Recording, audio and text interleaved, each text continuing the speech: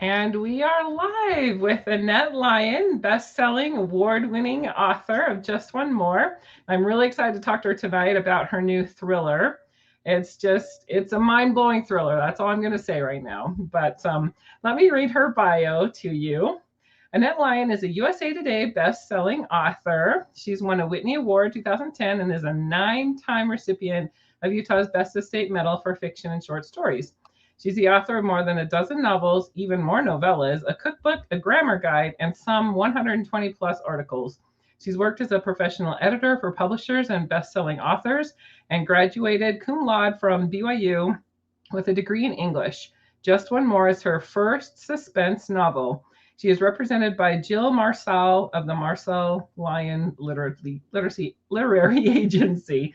I probably butchered her name. Is it Marsal? Marsal? I found out only after signing with her. It's Marshall, which there's no H, but that's how she says it. So, well, that's what we'll go with then. the more you know, right? Yeah. Yeah, exactly.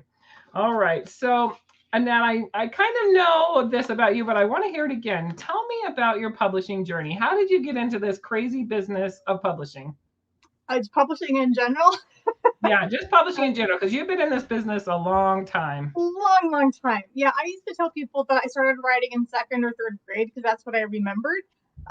But then I found a photograph of myself for my 5th birthday, and that's when I got my little, my Buddy L typewriter, which I actually bought another one. You can see over my shoulder, or it's on my shelf now. So apparently I was 5 years old when I started writing seriously. So I'm one of those weird ones who always wanted to be a writer.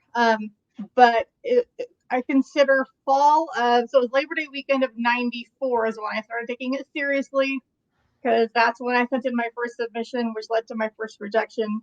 My first book came out in 2002 with Covenant.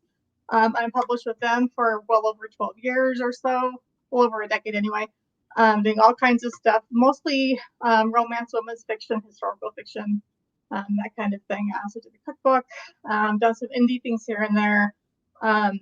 But yeah, even my early stuff always had a strong thread of women's fiction and suspense on some level. I've been reading things like profiling books from John Douglas, who kind of invented profiling since the 90s. So to a lot of people, my going to suspense is a huge jump. And for me, my brain's always been there. I just finally decided to write a book about it, and here we are. And here we are. So you've written in a lot of genres, because didn't you start out as historical fiction with Covenant? My very first one was contemporary romance, which had a suspense subplot, and then my second book was kind of the same thing. My third was historical. My third book was historical, and that scared the bejeebers out of me because I didn't think I could do historical with all the research.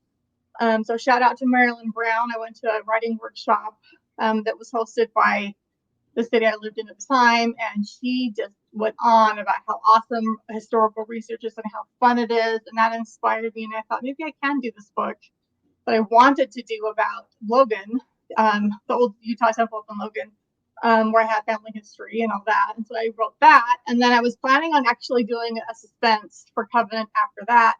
And the managing editor said, well, let's do more of this historical thing because that's selling better than your first two.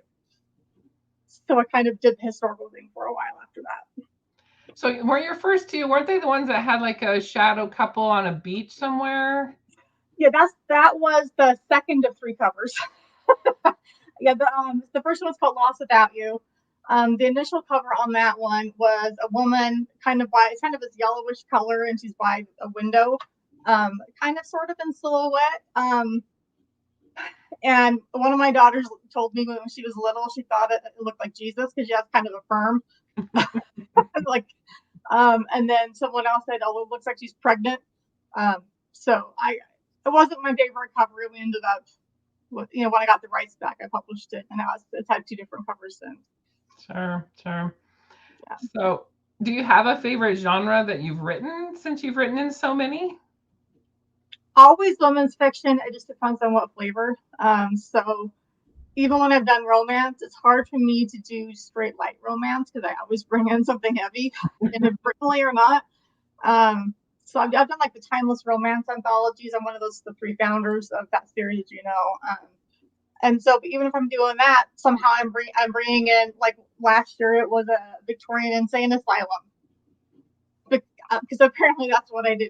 So um, I've done World War II, and I've done, so it's always, I like deep emotions, and if there's a fun twist and a scary story, even better. Hmm. Now, I know you love Finland, and you've brought quite a bit of Finnish things into your stories. Tell me a little Yeah. bit more about that. I mean, what pulled you to Finland? Well, part of it, a lot of people assume it's because my mother is Finnish. She was born and raised in Helsinki.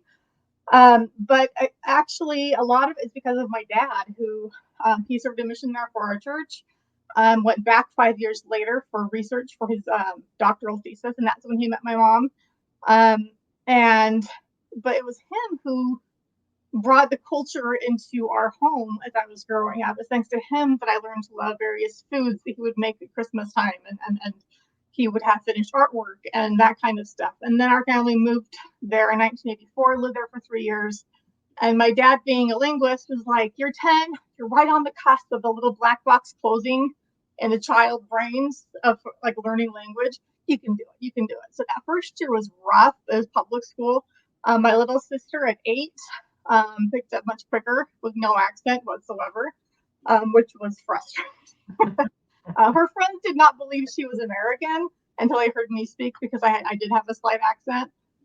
But I did pick it up eventually, and those 3 years I went from 10 to 13. So that's, as you can imagine, that's a pretty formative time for a person. I had a maturation clinic in Finnish. That's, I went from kid to teenager during that time. So for me, when we came back to the States in '87, that really, Finland really was a second home for me. It just informed so much of who I am, and I've now incorporated a lot of the cultural things and traditions with my own kids, to the point that my dad always made fulla, which is it's like a sweet bread kind of a dessert thing, little like a cinnamon bun only with cardamom.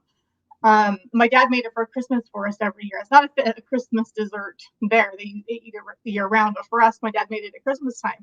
So I did for my kids, and now it's to the point where, from one of my kids smelled the cardamom one year and like, now it's Christmas. So I've carried on those things to my kids, and it's been good. But yeah, it's just a huge passion for me. I've been back a few times. It's like 20 years to go back the first time. So I still have a little bit of family and friends, and it really is a second home for me. Getting the language back, and that's been a struggle, but you have to forget. Tell me how you've meshed that love of Finland with your love of writing. So that's one of those things that's kind of wild. Like one time, my first trip back was in 2008, so 21 years after we returned, and it was that trip where I went to some of the old castles again, and my husband was with me, and I'm introducing him to the country, and I left that trip going, I've got to do something with the old mythologies and fairy tales, and then that trip just drove me to write what is now called Songbreaker. But also then just learning about the history of the World War II history from Finland, where the Soviets invaded, and the Finns maintained their freedoms, which was nothing short of miraculous. And the Winter War, and then later was the continuation war after that. And so I felt driven, and maybe it was people from the other side, because I had relatives who died in the Winter War. I just kind of felt driven to learn more about it and write about it, and then so that became The Girl in Grey. I have a novella that's also set in the Winter War. That's War of Hearts. And then now, when I got my current agent with Jill, I asked her, are you going to expect me to do just one thing? Because I like doing a lot of different things. And I explained my Finnish heritage and how I want to do something with that moving forward as well, and not just do, say, American-based suspense. And she said, well, I actually have a client who lives in Norway. She's American, but lives in Norway, and she's did Norwegian suspense. Oh, and my husband is Swedish. Do a Finnish suspense. So I was like, done. Let's do that. So I'm currently researching and writing that right now.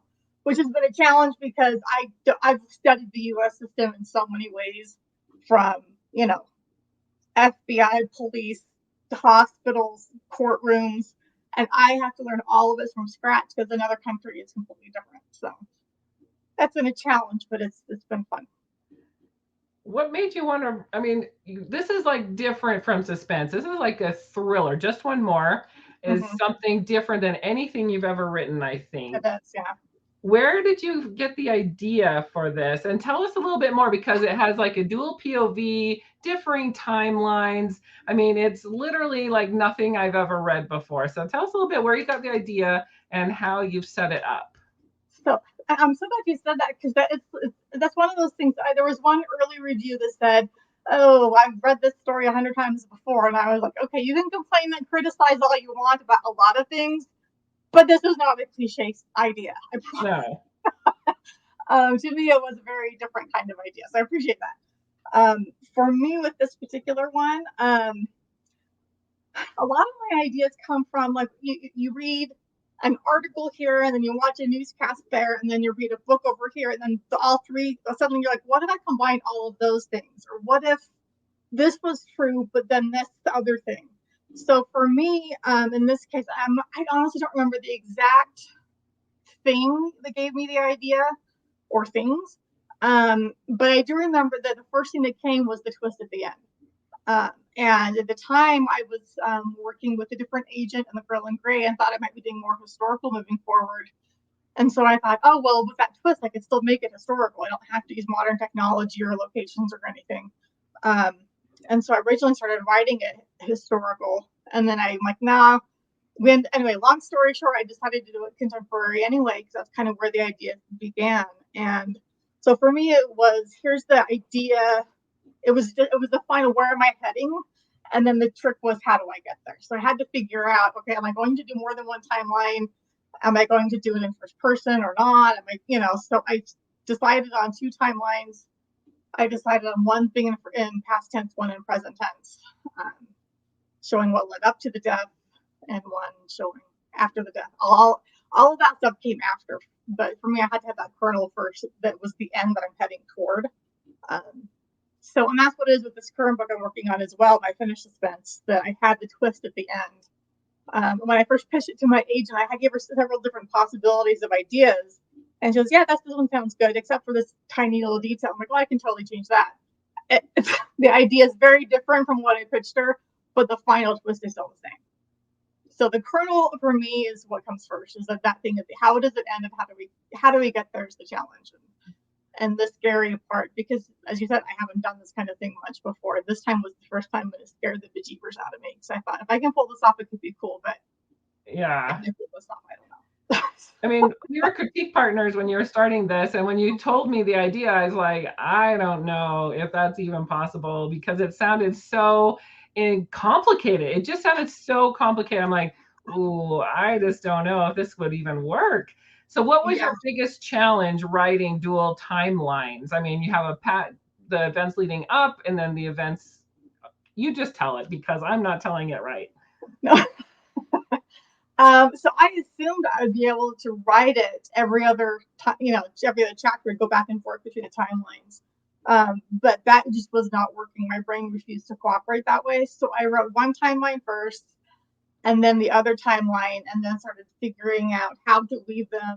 And I would change and add and tweak and delete and all of that to make sure the pacing worked out. But it was a challenge figuring out who knows what when, how old is the baby at this point, or how far along is Jen's pregnancy at this point.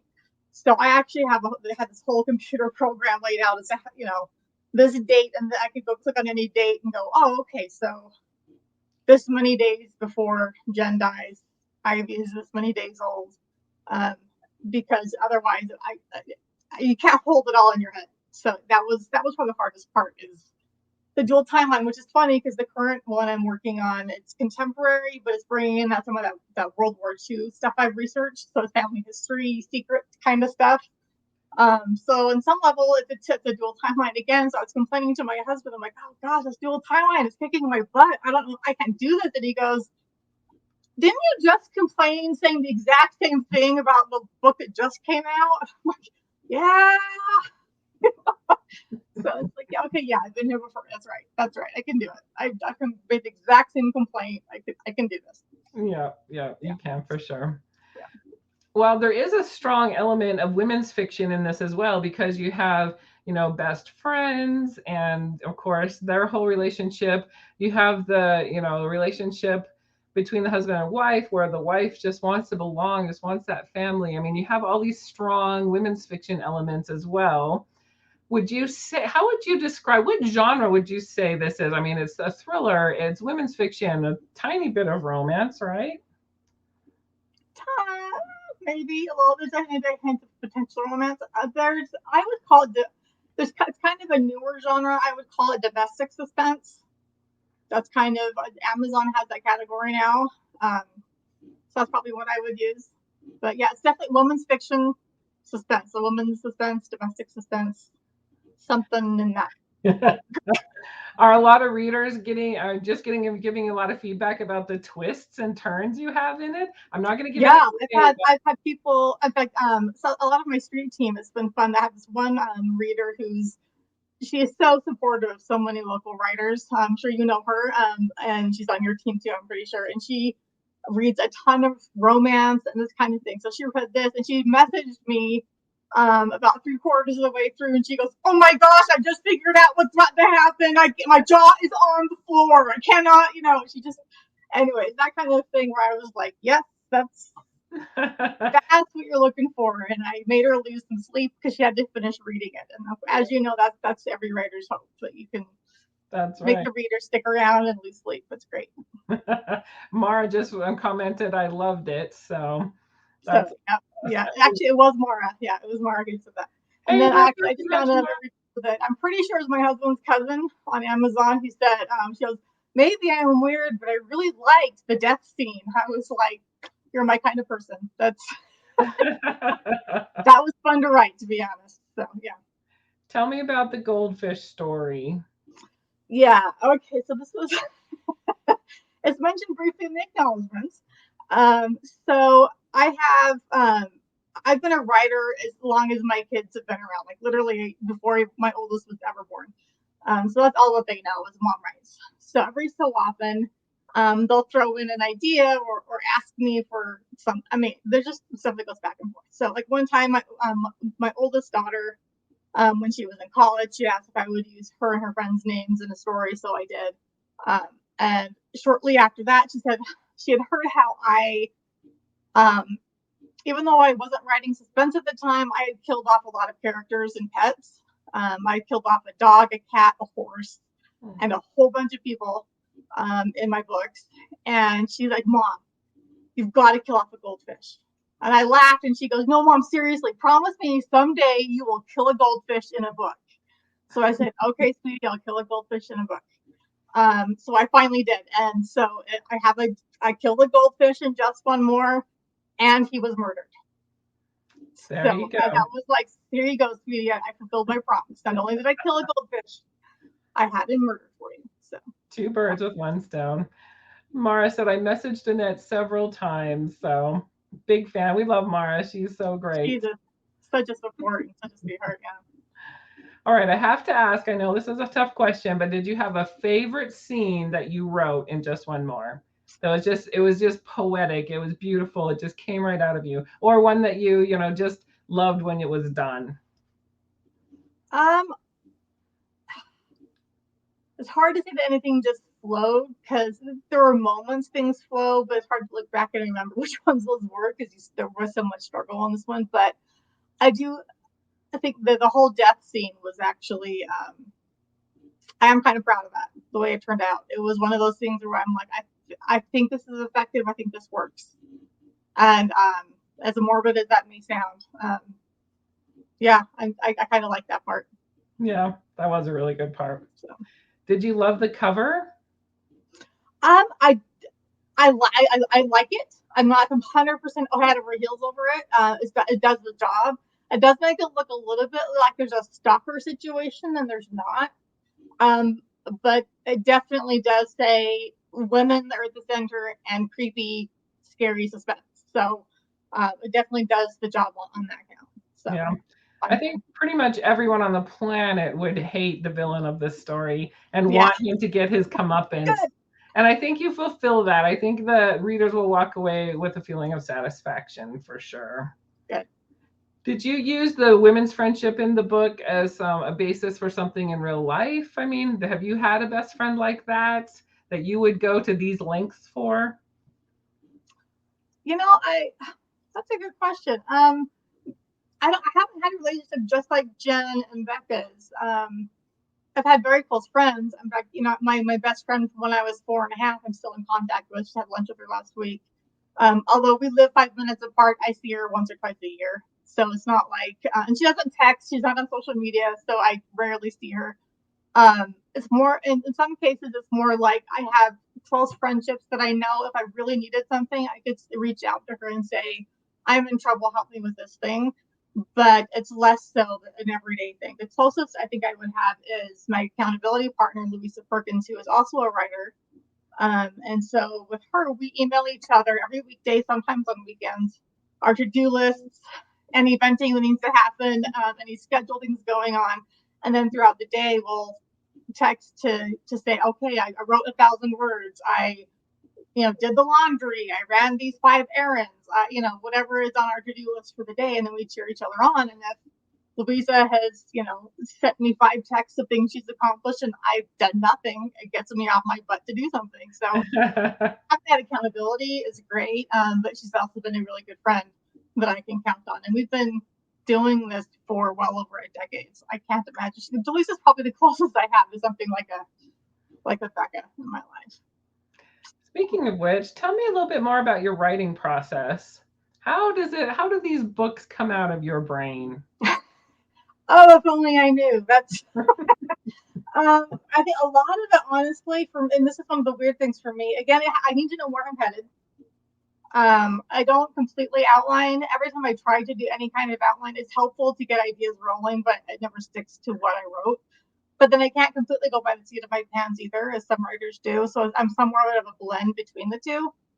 But a lot of the general ideas tend to come from research. So if I'm unsure of something, or if I just go to a location, suddenly I have a new idea. Or if I'm unsure about whatever, I'll read up on a particular poison, and then I'm like, ooh, idea. And it might not even be related to the poison, but the fact that I was researching this other thing, my brain starts making those connections. So yeah, recently, in just in March, took a trip back to Finland for some research for this book, and holy cow, the plot lines coming to me, they weren't even connected to the places I went. Some of it was, but some of it was just the fact that I was there where the book takes place, and suddenly ideas are coming. So, like my second historical, At the Journey's End, I knew it was going to take place. I wanted to do another old Utah temple book, so I chose St. George and was researching that. And for 2 weeks straight, I was researching very deeply and had no idea, no story, no characters, absolutely nothing. And I was like, what if I have no story? What am I going to do? I have no idea. And I had a deadline that time. And 2 weeks in, a story finally showed up. But it was only because I kept researching. So it's one of those, it's weird that way. And that happened with Tower of Strength as well, where one day after researching for, again, about 2 weeks or so, after a shower, I'm like combing through my hair or whatever, and suddenly Tabitha walked on stage in my head and said a line of dialogue, and I knew who she was and kind of her story, and there it was. But it was only after I did the research. So research is how things come to me. So go figure. Every writer's different that way, though. It's a great question. Yeah. Do you write your scenes chronologically, or do you write them just as they come to you and then sew them together? Mostly chronologically. I will jump ahead here and there, especially if I'm not sure how, like, the scene A connects to scene F.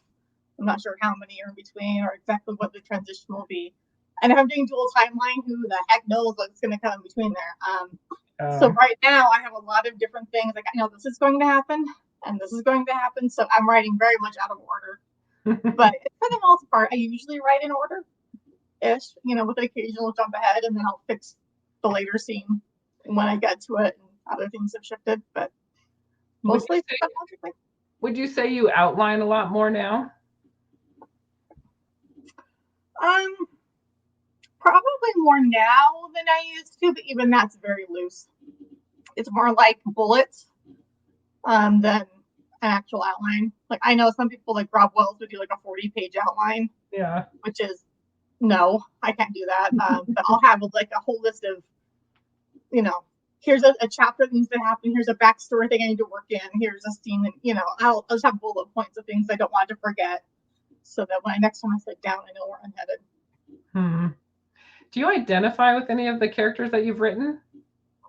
Like you as a person? Any of the characters? That's a good question. I think that I can only speak for myself, but I assume this is similar for most writers, that what you create is something you can imagine, therefore it's something you draw on some level from personal experience, whether it's something you've witnessed in somebody else, or experienced in a family situation, or helped friends go through, or whatever. So yeah, there's characters, like pieces of characters. I don't think there's one character I would say that I completely identify with, but there's elements of a lot of characters that I'm like, that piece of this person right here is kind of like me. This piece of this person's, but not on a wholesale entire character. Right. But you have put in real names of, like you were saying, your children's friends or something, and use them as character names. Yeah. Oh yeah. Yeah. But they're not based on the actual people, obviously. In fact, in Just One More, I needed the name of a DA. So I was like, oh, let's see. And I was like, oh, I got there's this couple that my husband and I have been friends with for forever, for 30-ish years now. And he is a highly respected lawyer. He's not a DA, but he's a lawyer. So I'm like, I'll call the DA Rod Andreessen. He's a family friend, that kind of thing. So I'll flip in. Well, that's more like an Easter egg than anything. Yeah. I'll flip a name here and there for fun. Well, I've been watching some of your TikTok videos that you've been putting out. Are you having so much fun with TikTok? I am. What I need to do is do less editing and just posting simple things. But I learned so many fun stuff, like on my last trip, that I wanted to, work things in and explain stuff, and which probably is better for YouTube than TikTok. But yeah, TikTok has been fun, and it's also a time suck. If you're not careful, Yes, but it yeah, always is. TikTok's fun. It's a fun place to be. Well, can you give us any like little teasers or hints about what your new book is that you're working on? So yeah, so like I said, it's set in modern day Helsinki. And it brings in some of the World War II mystery, family history stuff. So if you look at, I have a video about the Lottas, which were members of the female volunteer corps who kind of helped a ton of things keep running, so the men in serving in the military can actually fight. And they did so many different things. I don't have a whole video on the Lottas.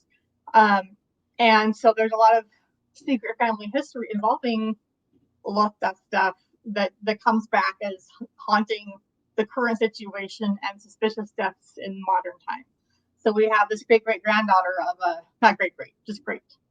great granddaughter of a Lotta who is like, what is going on here? And she's the one who uncovers all these freaky family secrets. And we're dealing with a mental institution and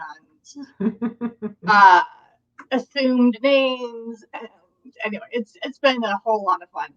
But also figuring out, the mental health system and talking to a detective over there and all kinds of fun stuff like that. So it'll be fun. I'm excited about this one. It's again, if I can pull it off, it could be cool. We'll see. Is this another thriller? Is it romantic suspense? What would you say? I would say it'll be a thriller again. Yeah, definitely more of a thriller, and a woman's thriller. A woman's thriller. That sounds awesome. And when do you expect that one to be out? That's a very good question, because I have to give it to my agent and shop it around. I'm hoping to get it to her and probably in about June. That's my goal at this point. So then I'll announce any release dates when I know them. But Emily says, I love hearing about your process, Annette. I can't wait to read Just One More. My mother-in-law has my copy. Oh, those mother-in-laws stealing the Yay copy. for sharing books. That's the best way to find a new writer you like. So thank you. Definitely. So tell me what you're reading now. What's on your nightstand? I am rereading a book about poisons. Like just lighthearted reading. And I'm also reading a Barbara Kingsolver book. I always have several books going at once. And what's his name? The book's called Pasadena. His name is David. Forgetting his last name now, but he's the one who wrote The Danish Girl and a bunch of others. It's Overcough. Anyway, so it's a book it's a historical novel about Pasadena, which has been absolutely fascinating as well. So I tend to read a whole bunch of things all at once. I'm reading a lot of thriller and suspense stuff as well. So I've been recently finished a YA thriller called Five Survive. That was fun. So yeah, I'm learning a whole bunch about the thriller genre now that I'm in it. I need to be up on it. So reading on it. How many research books would you say that you read for Just One More? Ooh, I don't know. That's a tricky question because I don't know that I read any from front to back because I own so many that I just referred to a ton, and then I did a lot of online research and interviewing people, and that kind of thing. But if you look at the shelf with my typewriter there, that is mostly research books. Yeah, I have a lot of research books that I have on hand that I can refer to that I've already read before. And that's not even all of them. So with Just One More, it was a lot of pulling from things I already knew and then seeing how things have updated in the past years. Talking to my brother, who's a retired police officer, and that kind of stuff. So just a lot of tons of resources, but probably not many books front to back. Because there were some pretty detailed things in there regarding the murder and the whole crime scene thing, and I just thought you did really, really well with. Thank you. Yeah, a lot of that was like, hey, brother, read this. And like my original version had the EMT showing up first, and he goes, no, cops almost always show up before the EMTs do. He gave me all kinds of really great explanations as to why, and I was like, oh, I need to rewrite that scene, so cop is the one who shows up first. How long did it take you to write Just One More? Oh gosh, that's a tricky one because I was in the gaps between a bunch of other projects. As you know, I like 1 year I had 4 or 5 novellas I was writing. And if you put all those together, that's like 1.5, Just One More. So lengthwise. And then I had another novel I was finishing and self-publishing in there, if not 2. Actual writing might have been 8 or 9 months, and then at least that in revisions as well, probably. But I had the idea probably, I would say 6 to 8 years ago was when I first had the idea. Because I remember being on a family camp out and actually spitballing ideas with my sisters. So, and thinking back to how old my daughter was at that camp out, it was a while ago. It was just being born then, a little idea of being born. Audio is out now, so yay. Yay for audio. Yay. Do you have any novellas that are coming out this year? Yeah, there'll be one in October, I believe. Don't have an exact date on it yet, but it'll be in October, and it's called, I believe it's a Midnight Masquerade is the collection it's in. It's a Georgian collection. And again, that was one where I actually heard, I read or listen to so many podcasts, and there was a podcast about language, which is, of course, not at all surprising, for those who know me. But there was an author of this awesome book, and when I was writing the novella, I teased it on TikTok, but didn't tell anyone what the book was. But I will tell you now. So the book was called Shapely Ankle Preferred, and it was a history of Lonely Hearts ads that go back to like the 1600s, which you wouldn't think, right? So I was reading this whole thing about how, in the Georgian era, like think American Revolution only in England era. Lonely Hearts ads are really becoming a thing, like people looking for love in unique ways. So I'm like, I'm gonna do a novella with that. So I did. Again, comes from the research, reading a book. So yeah, that's coming out in October. Wow, that's so awesome. I'm excited to read that one. Mara said, I was so surprised because this is so different than anything you'd written before. Are a lot of your fans saying that? They are, yeah. And yet I'm also hearing, this is so different, and yet I hope she does more, which is kind of what you hope. Not that oh, this is so different, and I wish he would stop doing this. I Right. like this and keep doing it. So that's what you hope to hear. So far so good. Yeah. Well, and if you still get to write your historical romance and novellas and then do your thriller books, I mean, then your fans will all be happy. Exactly. Yes. That's good. I'm hoping to do more than one thing, and I might end up going back to finish fantasy too, for all I know. So Because how many finished fantasies have you written? Is it just just Songbreaker? just the one right. I've technically two. I have a novella in the Midsummer Night collection, where it's all sort of fantasy novellas that are romance, and that my one in that one is also finished novelology. Um, Did which you I did write? so much research on that, and I'm like, I've got to do a book now because I've spent so much time on the research that like, and it was a 15,000 word story, which is like 40 pages double space for anyone, for non-writers out there, which is nothing. So I think I'll do some more finished fantasy at some point, but right now I'm focusing on the suspense so I can kind of build up that readership. Didn't you do a fantasy book like Tardak or something? I did, yeah. That's yeah. Yeah, the Golden Cup of Kardak was a short little kids book I wrote many years ago. Um, it was actually probably it was the first novel I finished on my own, because the first novel I finished was actually co-written with a high school / college friend. We had been friends since junior high, and then in our senior year of high school, we took a creative writing class together, and we started writing co-writing projects. We did more than one, and we started writing um, this fantasy that was sort of it's a retelling of Rumpelstiltskin, um, and that was a complete blast to do together. But then when I started writing, I needed to finish something on my own, and so the Golden Cup of Kardak was that was terrifying to write because I didn't have her next to me going, "That's a dumb line. That's a stupid idea. No, that works." She's been my crutch, and that was my first time kind of doing something on my own. And for those who know the painting, so James Christensen, he's a local Utah writer. Um, the painting of the Timpanogos Storyteller, which is used for the Storyteller Festival, as it says here, that painting was kind of an inspiration for that book. So if you read that one, it's a short, like more of a middle grade kind of a book if you read it, and then you look at the painting, you'll see characters and stuff that show up. There's actually a scene in the book that is basically taken from that painting. So, You're like yeah. a woman of all genres. So sure, we'll go with that. Well, I know you said you listen to a lot of podcasts. Do you have a favorite podcast? Oh,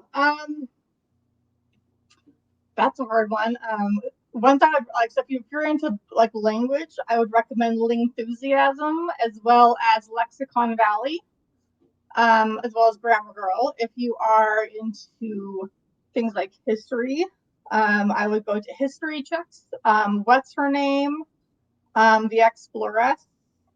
If you like crime, FBI Case File Review, Best Case, Worst Case, Real Crime Profile. Um, those ones that are coming to me right now. I have so many on my thing. It's a little ridiculous. Oh, Terrible Things for Asking is another fantastic one that I get story ideas. It's basically people talking about the horrible things that happen to them, but it's in a very kind and compassionate way. But you're like, whoa, that's horrible. What a great story idea. Yeah. And this is what it's like being a writer. I swear we're not callous, but we also think in ways of, how can I Yeah. put that in the story? Emily said, "Wow, you have a podcast for just about everyone." Well, I told my husband once I listened to a huge variety, and then one time we were on a road trip, and he just was listening to my podcasts. We're just going, and like he goes, "Whoa, you weren't kidding! This is a huge variety." I'm like, "Yeah, they're all over the place." Yeah. Kind of a little glimpse into how your mind works, maybe. Oh, absolutely. Yeah, and that's literally how a lot of my story ideas show up. And like this part of them will be like, "Ooh, I guess on this podcast mentioned this book or this story idea or this." Like just today, I was listening to a true crime podcast, and it was like, "Oh, well, that person got off because of this. Ooh, what if?" You just start piling things on each other. What What if? if is the best thing a writer can ever ask themselves, probably. Exactly. tell us how we can find you. Tell us your TikTok handle and where are you at on social media? You know, I'm pretty easy to find. I'm pretty much, if you search for Annette Lyon, you'll probably find me. So Facebook is just straight up Annette Lyon. Twitter, Annette Lyon, AnnetteLyon.com. On Instagram, I'm Annette.Lyon. And on TikTok, it's Annette Lyon Books. So Awesome. I think that's everything. Yeah. And if you want some fun TikToks, go find her on TikTok. Those are just fun to watch and listen to. Thank you so much for joining us. I hope you all read Just One More. It is a thriller that will have you thinking about it 3-4 days, a week later. So you'll definitely want to pick this one up. Thank you so much, Sheila. Appreciate it. Thanks, Annette. We'll talk to you next month, guys.